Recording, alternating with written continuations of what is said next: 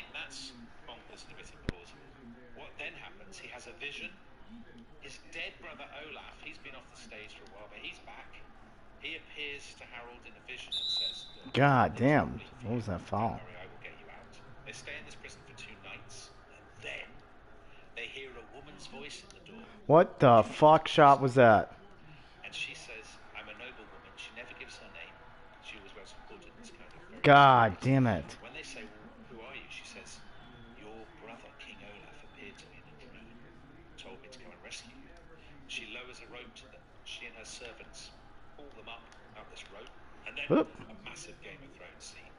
They run through the night back to the Varangian barracks. They get their weapons. They wake their mates. Oh shit! Why'd you do an extra fucking dribble? They get down to the harbor. Come on. They seize 2 galleys. They row out into the Golden Horn, and then a total disaster. The Golden Horn is blocked as it always was. Hell no. A barrier chain, sealing it off from the Bosphorus. And so Harold comes up with a brilliant scheme. He says, listen, everybody pile down to the back of the galley. So weigh it down, so it kind of, with your mighty weight, is a great weight. What the why'd you dribble for so long, dude? I know Gimli's a dwarf, isn't he? So, jump up and down. No. They weigh these boats down, so they're angled out of the water, and then they sort of, like, I don't know, like Roger Moore in The Man with the Golden Gun or something. They're able to God damn. Harold Hardrada's eyebrow is going even higher than it normally is. Exactly. And don't forget, he likes a quip, you know?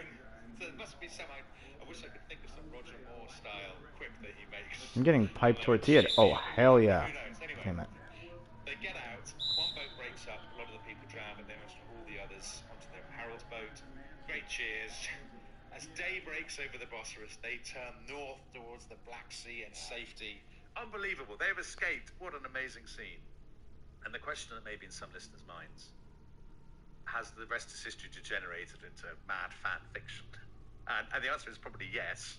I would guess there are some elements of this. A feud at court, an internal power struggle, Harold wanting to get the remainder of his gold out of Constantinople. Well, you mentioned this book which happened Don Holloway, Last Viking.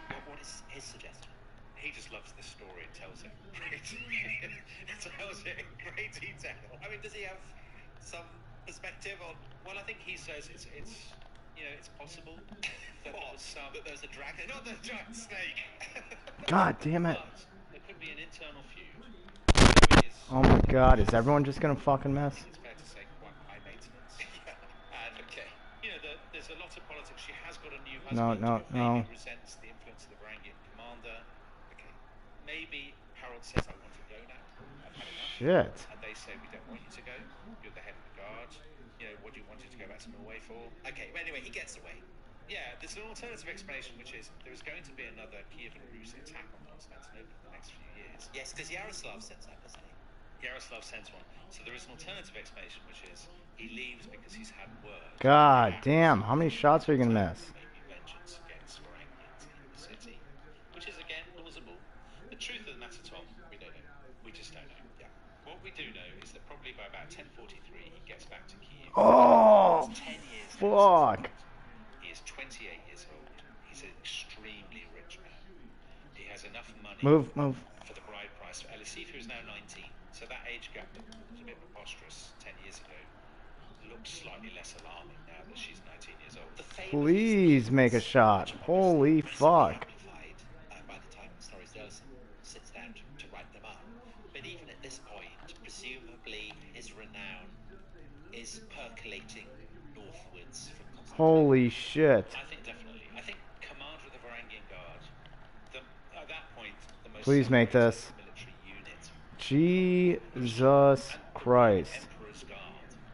You know, that's not nothing. That's a serious thing. He's very God established. damn. He's got loads of contacts. He is. It makes complete sense that Yaroslav would be very keen to marry him to his daughter because you know what? If he does get back with all his gold to Scandinavia and gets his throne back, he could be a useful ally in the kind of geopolitics. Yeah. Of the northern world. But also the fact that he has made it in Constantinople, presumably also people who know him are proud of that. Yeah, of course. It's like Absolutely. a kind of local striker going for some massively glamorous overseas club. Well, I'm gonna get absolutely fucked with this lineup. Garlanded with awards and Exactly right. He is a man who you want to know. He is a celebrity. He is a man who will have no Come on, be open. recruits because to serve for single sons. Jesus So they're married Christ. in Cathedral St. Sophia in Kiev, according almost certainly to the Orthodox rites. There's a lot of There we go. smashing Needed glass that. and Jesus, what the and fuck? kind of crowns and stuff. But the thing is, I think that's interesting about Harold is you might think that all the glamour is in the south and all the money is in the south, but actually the Norwegian side of him clearly matters enormously. He's desperate to get back to the throne, to reclaim what he sees as his throne and to avenge. Wow, is everyone just gonna fucking miss shots left and right? Jesus Christ. He gained a princess, not to mention a Oh, fuck my tits. Yeah, and that's always kind of uppermost. That sounds quite authentic.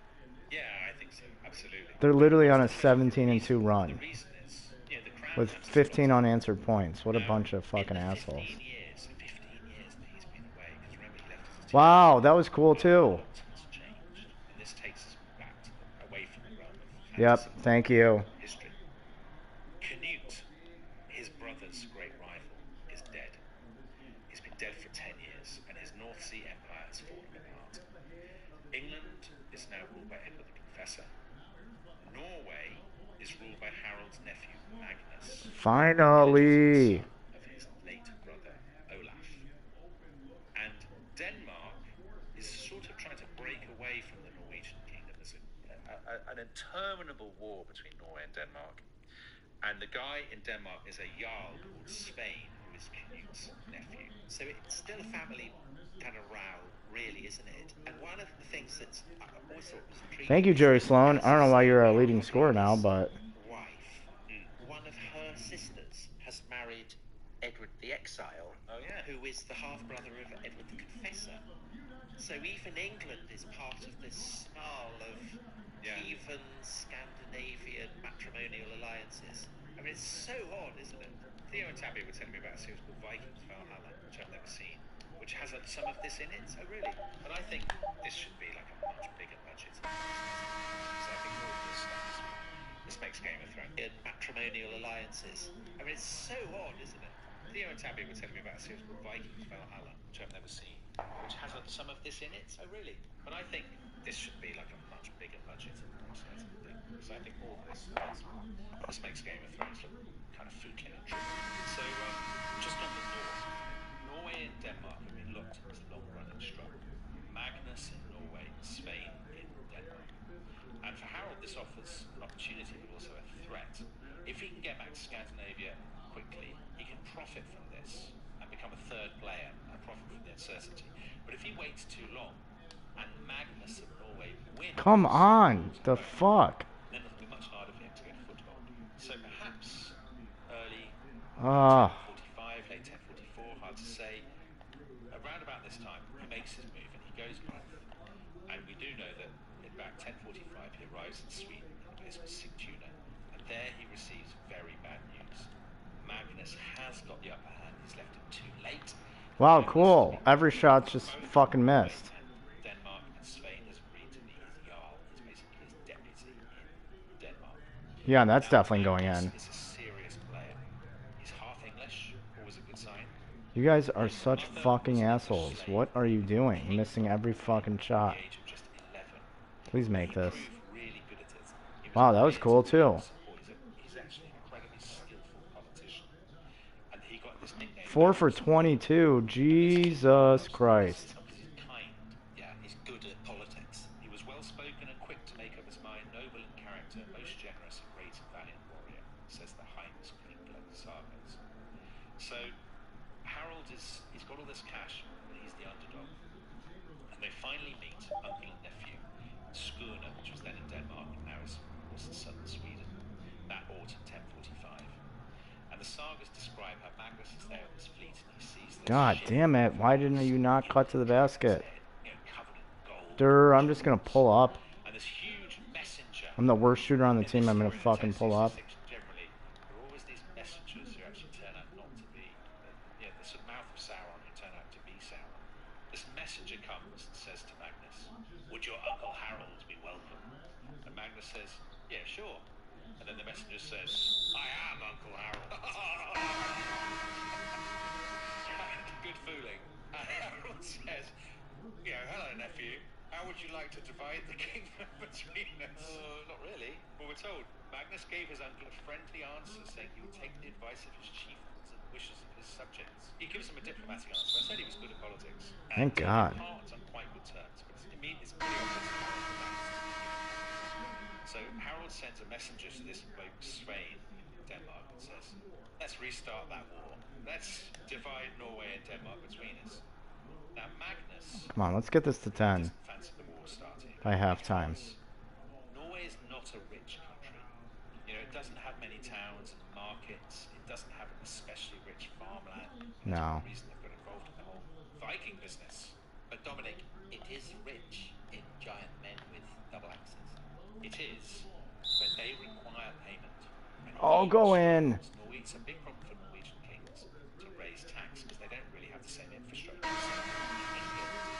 So Magnus thinks, I can't compete with all this gold. I just don't fancy a war.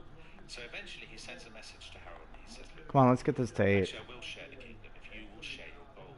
And Harold thinks, well, fair enough, because I don't really have many Norwegian contacts, and it would be a massive hassle fighting this war. So they have this meeting, this very entertaining meeting to share. Thank God. Harold makes a huge display of all the gold. He gets a huge ox hide, and he pours Good. all the chests out, massive bars of gold. And the bonus? And he says Oh, not very yet. loudly, "I have traveled to many lands." Oh my God, why are you playing so badly today? And then they're going to get their men to weigh and divide all the gold equally. But the point is they've both got to put in what they've got. And he says, "Nephew, what gold have you to add to all this?" And Magnus says, "Oh, well, I've actually spent all Shit. the wars. I've got one thing, which is a golden Thank God. ring. One ring," and he puts it in. "Harold, this is not much for a king of two. Why did you do that? What the fuck? It is not rightfully yours."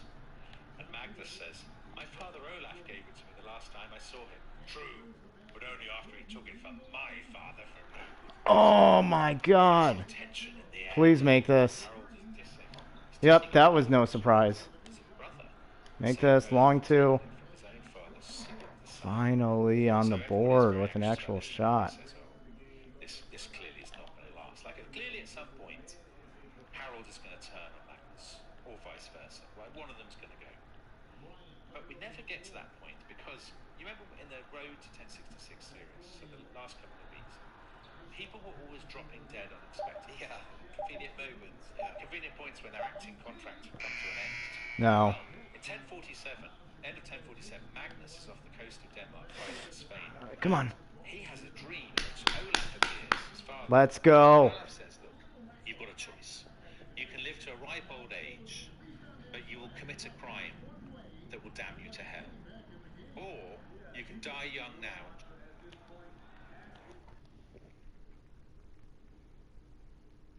damn you to hell. Or you can die young now and join me in the afterlife." And Magnus, I think foolishly, says, "Well, I'll die young. I'd like to join you in the afterlife." Do you think that's foolish? I think that you don't know what the nature of the crime. I mean, What the hell? Crime, I think. That was such a dog shit shot. How did that go in? Be in hell now if he'd gone for that, with no prospect of release. It's like those experiments they do on toddlers. Yeah, do you want instant gratification now, or you get 2 cakes later? I'd probably take the cake now. I'd opt for death and heaven. Well, in that case, you would have exactly the same fate as Magnus. He wakes, immediately comes down with a fever, and on the 25th of October, 1047, he dies. And in one of the sagas, bedtime scene. I mean, I suppose it's bedtime in a sense. Harold comes in. Oh, now the subs are in? Jesus, this is going to be rough. And Magnus says, Why am I calling a play with Rodman? "Leave it to Spain. Let him Oh, shit. Get open. Wow, that's no surprise. Another fucking mess. He's now won. He's king of Norway. It's all he ever wanted. It's all he ever wanted. Everything has been the fighting with snakes, the gouging out of eyes. And do you know what? Yeah.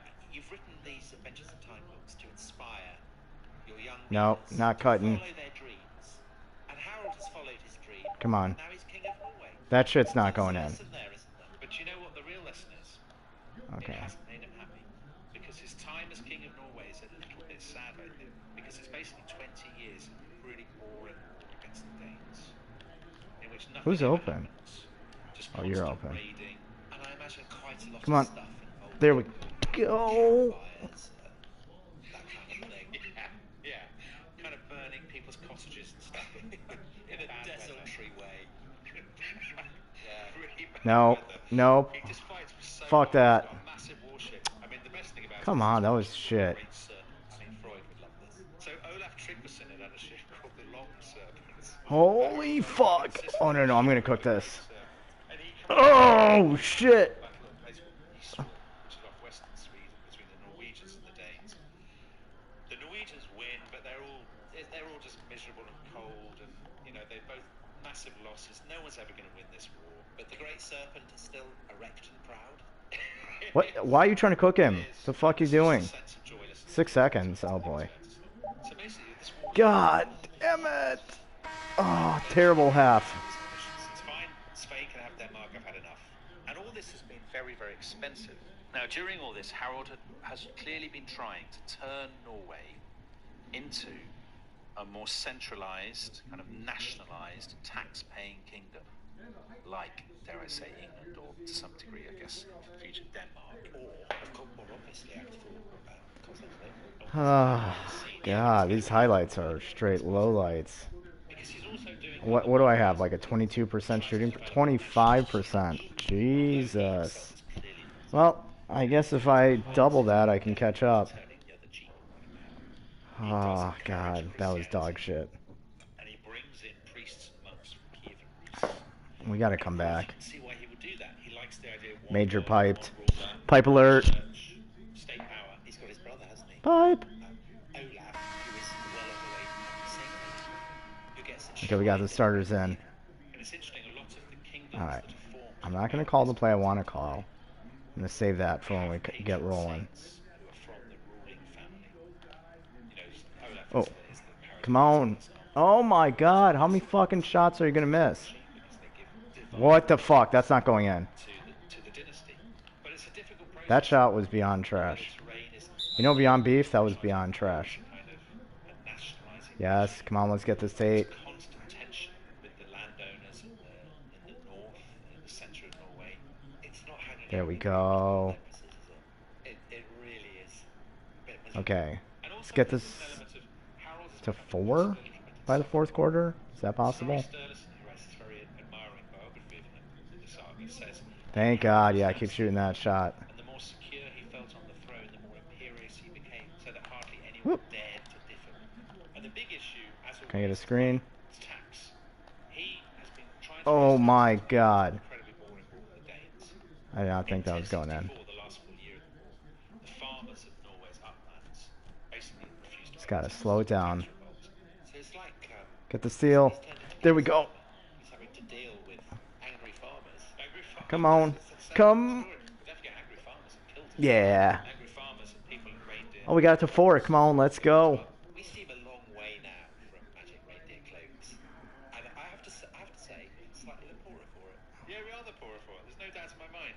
No. Things have got Oh, worse. shit. This is the point of the- Oh, fuck, I got so cooked there. Harold launched a savage harrying campaign Damn it. against the uplanders that in some way actually Suboptimal. anticipates William of Normandy's harrying campaign. I mean, this is what...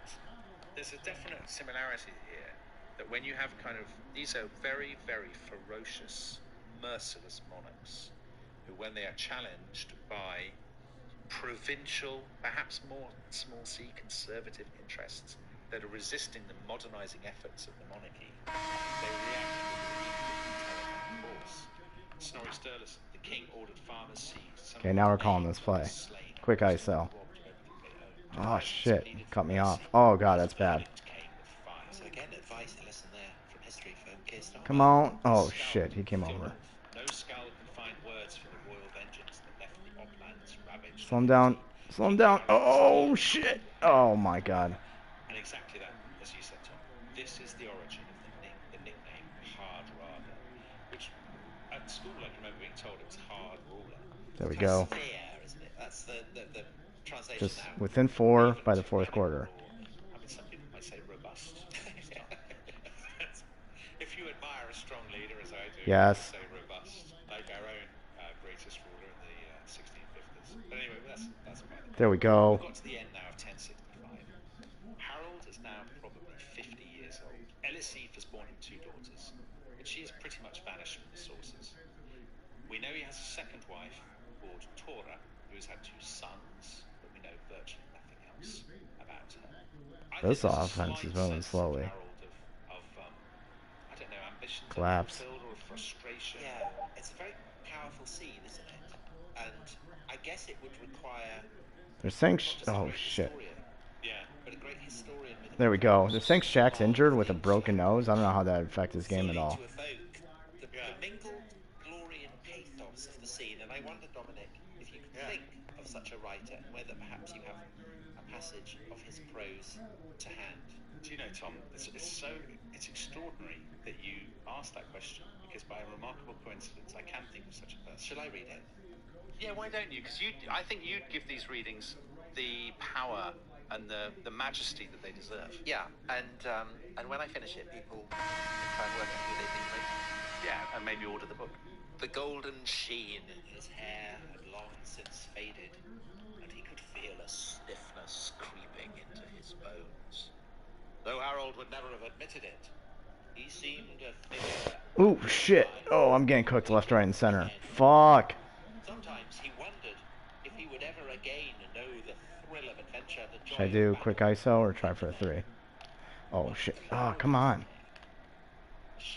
Okay, we're calling a play. I'm not forcing it.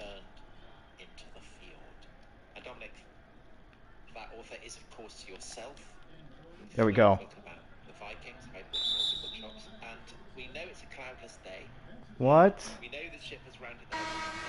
I think it's fair to say that with that ship and the advent of the year 1066, everything will change. It will change, Tom.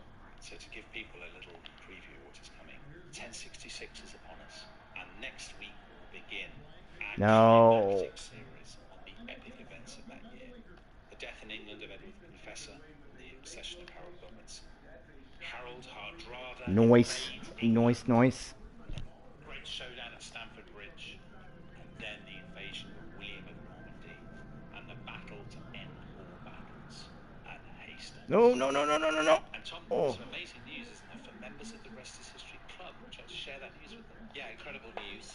Okay, let's slow it down. Heard anything like it before? Off ball screen. Ever while listening to this podcast, but just to break it to you, if you remember, you will hear all 4 episodes. Shit, I saw that. Oh. And Dominic, more stunning news that again will come as a total revelation to listeners. There we go. If you're not a member of the Rest is History Club, there is a website where you can sign up, and that is the Rest is History. Oh my god, what the fuck? Yeah, it is. I mean, he'd be one of the elite ranking guard. The Rest is History Club. Of that, there is no doubt. All right, on that bombshell, we'll return next time. Come on. There's so much fucking donk in your shot.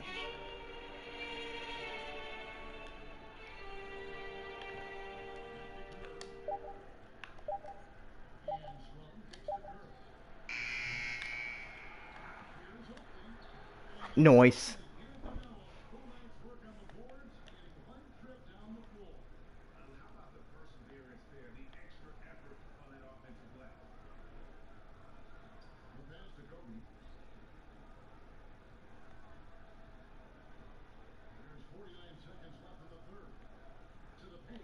Come on. God damn it, that was a bad play. Oh, I really am going to end this quarter down 4.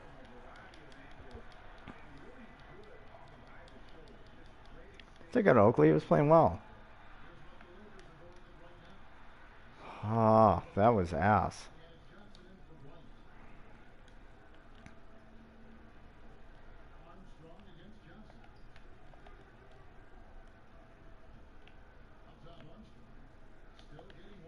Can someone get open?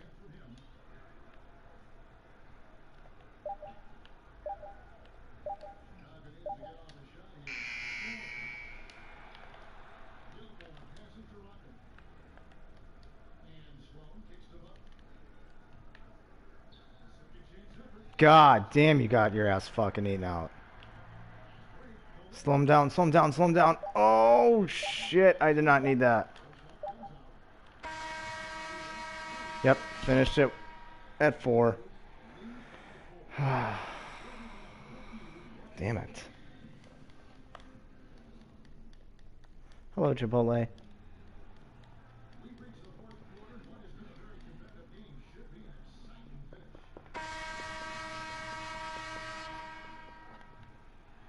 Oh my god, where are my starters in?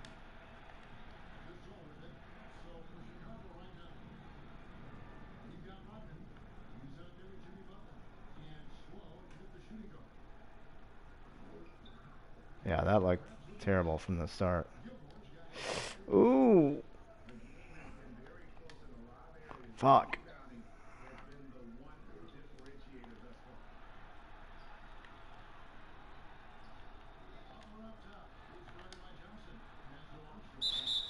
Whew.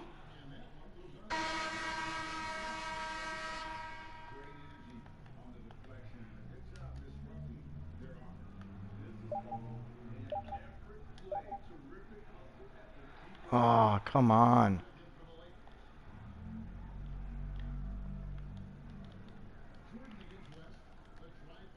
Nice.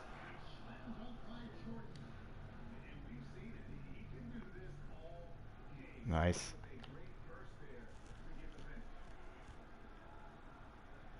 Oh, please get a steal. Ooh.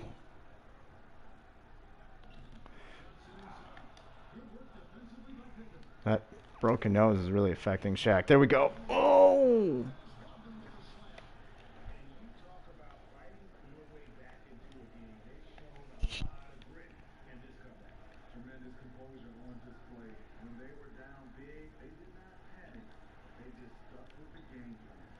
No.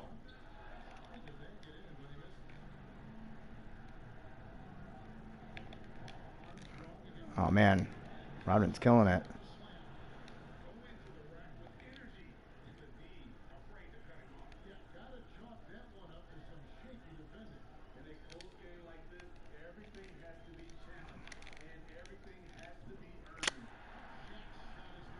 Yeah, that nose is affecting him.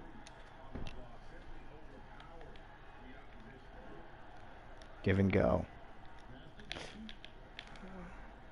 Ooh, shit. That got bad. What is this Gasol Armstrong matchup? Finally.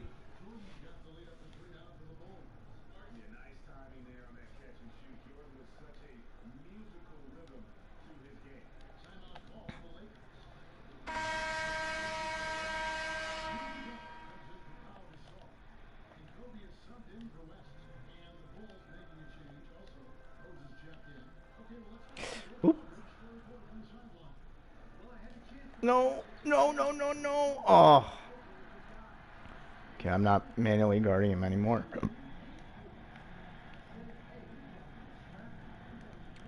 Oh, no, it's on your face.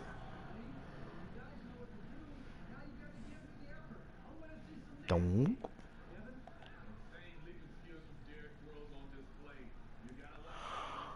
Ugh.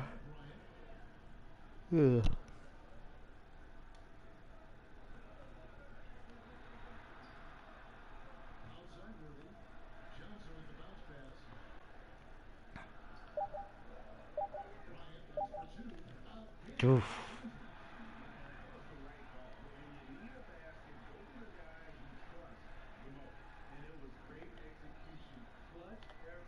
Ooh. Oh, shit. Right there. Nice. Nice.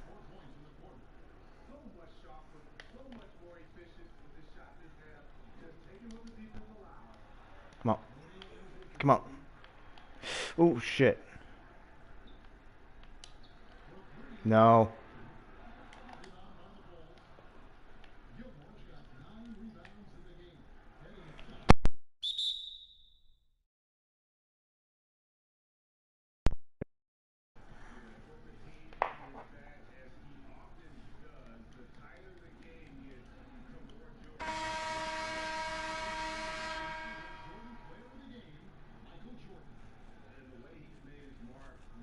Donk. Started off terribly. He was like 0 for like 7. Big baskets.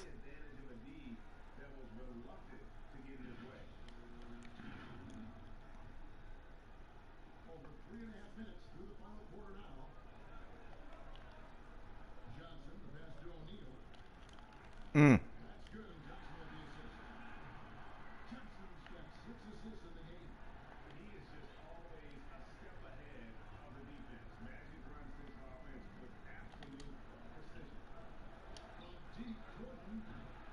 Oh, come on.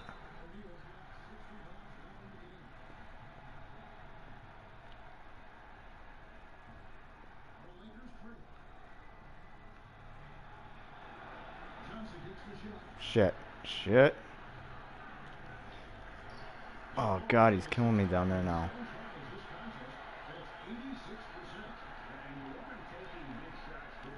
Woo.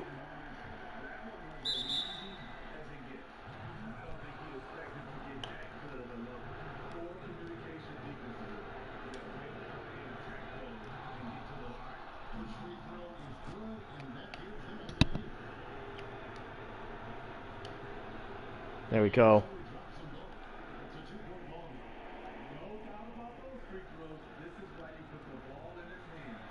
Oh my God. Hmm. Oh shit. Come on.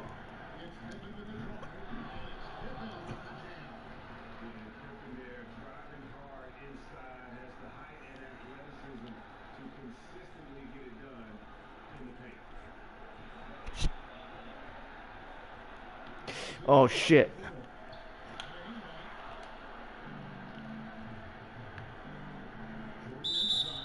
Nice.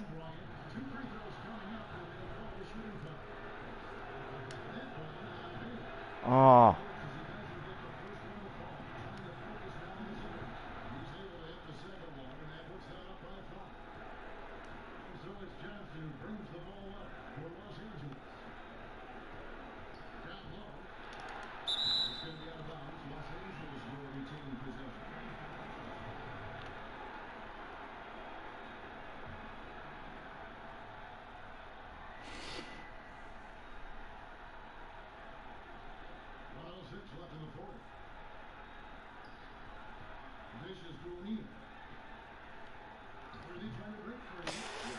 Eat. No.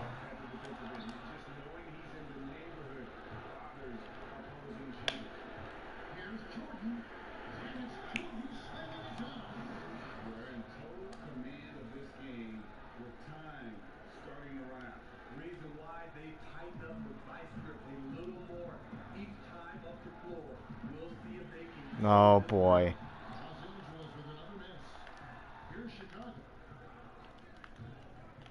Oh shit. I thought he was cutting the basket.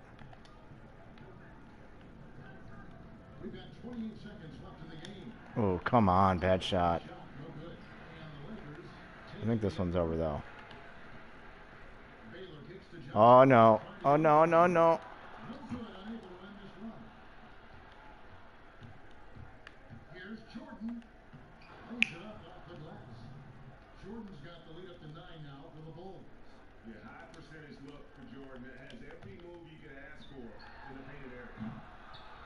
Yeah, this one's done.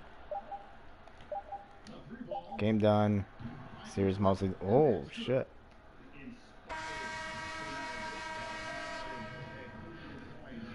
Wow, wrecked.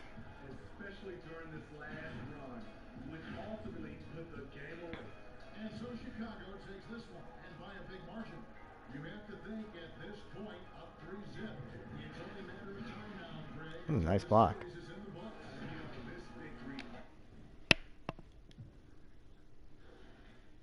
Yeah, good game. Oh, 7 for 17. That got rough.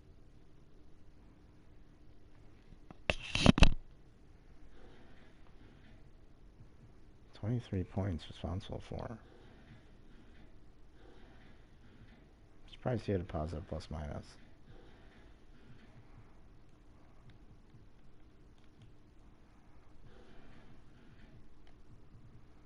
Yeah, Kerr's been awful the last couple of games. He's always got a positive plus minus. He's too good on defense.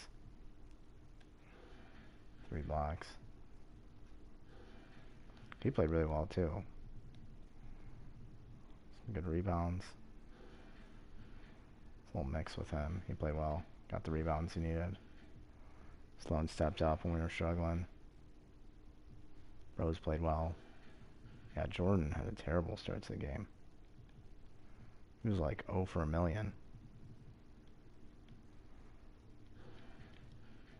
What was it? First quarter? Oh, he really was 0 for 7. Holy shit. Yeah.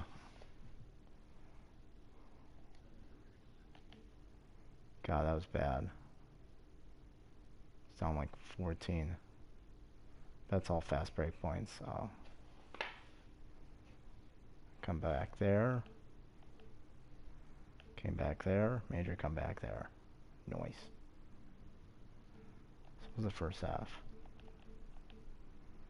31-21. 44-22.